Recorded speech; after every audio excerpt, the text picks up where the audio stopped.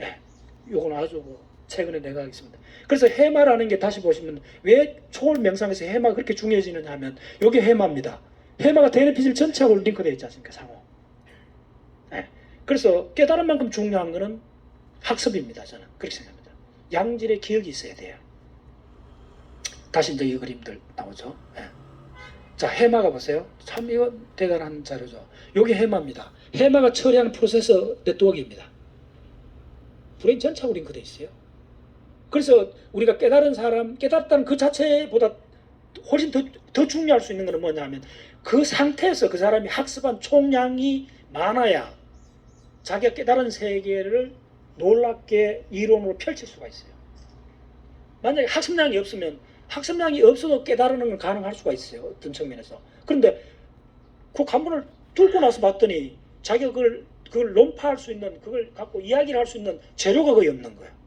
이런 사건이 벌어질 수 있어요. 예. 그래서 해마가 이렇게 전체 연결되어 있다는 거죠. 예. 그래서 우리가 대뇌피질, 요 거물핵이 얼마나 중요한가 보세요. 그래서 요거 좀 마무리하면서 말씀드리고 싶은 거는 전부 다 브레인 안에 보면 이런 펄스 파일 뿐입니다.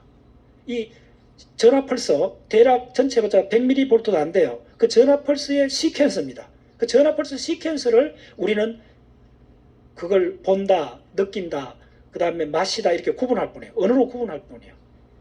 그래서 이 안에 일어나는 건 전부 다 전화 펄스인데 그게 전화 펄스가 가장 빠를 때는 1초에 한 1000번쯤 나와요.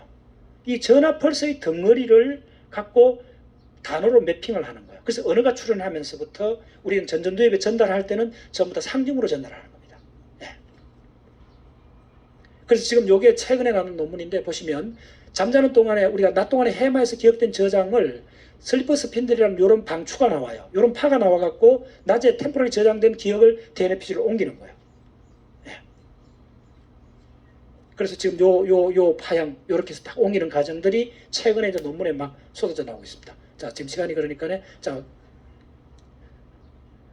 요 탐침을 해주면 여러분들 기억을 보고 있습니다. 이런 걸 꼭 한번 보시는 게 중요해요. 지금 요 탐침을 해갖고 전류를 흘려주면 여기 기억들이 만들어져 갖고 이동되는 과정을 지금 보고 있습니다. 이거는 이온 채널에 박혀 있는 단백질에 그 전압을 가하면 빛을 나오게 할 수 있어요. 형광물질이 되게 해갖고 실제로 브레인 안에서 기억이 만들어지고 기억이 이동하는 과정을 지금 보고 있습니다. 이건 실제입니다. 굉장히 그 과학적으로 놀라운 자료인데 이동하는 과정을 보세요. 여기 해마입니다. 요게 해마에서 전류를 주면 요 해마 입구에 가림세포층들이 이거만 해도 수십만 개입니다. 수십만 개 뉴런이 발갛게 흥분하고 있어요. 이 흥분이 이동하잖아요. 지금 기억이 만들어져서 이동하고 있는 과정을 보고 있는 겁니다.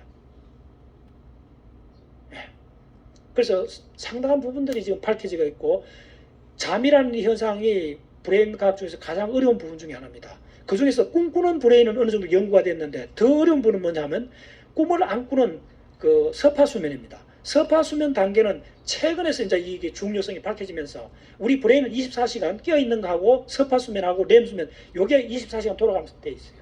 근데 그 중에 가장 어려운 게 이 서파수면 1, 2, 3, 4단계인데 요게 지금 최근에 밝혀지면서 우리 기억이 어떻게 이동하고 기억이 어떻게 컨솔리데이션, 공고화되는 과정이 밝혀지면서 인간의 이 브레인의 마지막 남았던 기억의 미스터리가 서서히 밝혀져요. 여기 최근 한 10년 사이 이야기입니다. 그래서 제가 뭐 좀 이런 얘기인데 제가 이번에 작심하고 우리나라에서 이 빨리 알려야 되겠다 싶어갖고 이걸 아예 차트를 하나를 만들었어요. 바로 꿈꿀 때 기억이 어떤 식으로 이동하는가 최근에 한 논문을 그대로 인용을 해갖고 지금 이야기를 풀어나가고 있습니다. 그래서 이게 내 깨달음하고 무슨 관계가 있느냐? 결정적으로 관계 있어요. 왜 관계 있느냐 하면 깨달음에서 드는 것도 아주 중에 수입도 차단이잖아요. 그럼 살라머스를 알아야 돼요. 지상을.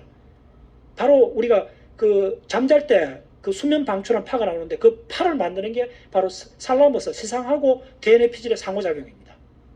그래서 DNA 피질하고 시상하고 상호작용을 모르면 깨달음의 내과학적 근처도 못 갑니다. 그래서 다시 요약해드리면 깨달음이라는 것은 아주 특별한 상태이긴 한데 누구나 다 가질 수 있는 상태라는 거예요. 단 그 극단적 상태로 가기가 너무 어렵다는 거예요. 근데 우리 브레인이 지나면서 그런 극단적 상태로 도달할 수 있는 그런 메커니즘은 다 개발되어 있다는 거예요. 그래서 그 결론은 뭐냐 하면 그만큼 극단적 상태로 목숨을 내걸어도 갈 수 있는 강한 의지력을 갖고 있느냐 없느냐 이 문제로 바뀌는 거예요.